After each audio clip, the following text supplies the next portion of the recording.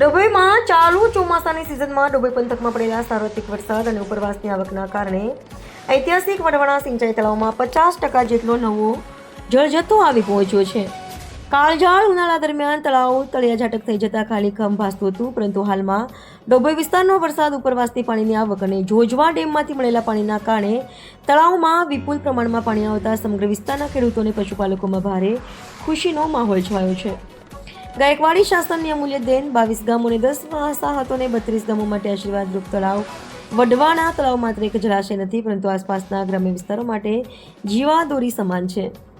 ગાયકવાડી શાસન દરમિયાન 16 કિલોમીટરના વિશાળ ઘેરાવમાં તળાવનું નિર્માણ કરવામાં આવ્યું હતું. આ તળાવમાંથી ડભોઈ તાલુકાના 22 જેટલા ગામોને સિંચાઈનું પાણી મળે છે. 10 જેટલી વસાહતો અને ગ્રામજનોને પીવાના પાણીની સુવિધા પ્રાપ્ત થાય છે. સ્થાનિક પશુઓ અને હજારો દેશી વિદેશી પક્ષીઓ માટે આ તળાવ આશીર્વાદરૂપ સાબિત થાય છે. ઉનાળાની હાલાકી બાદ ખેડૂતોને પશુ પક્ષીઓને મોટી રાહત.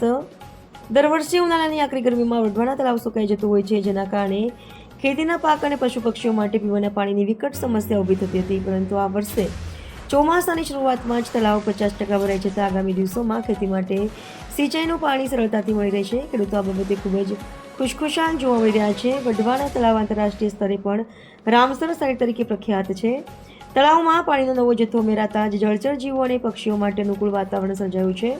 ખેતી અને પીવાના પાણીની ચિંતા દૂર થતાં જ આજુબાજુના તળાવ ગામોના ખેડૂતોએ કુદરતનો આભાર માન્યો છે.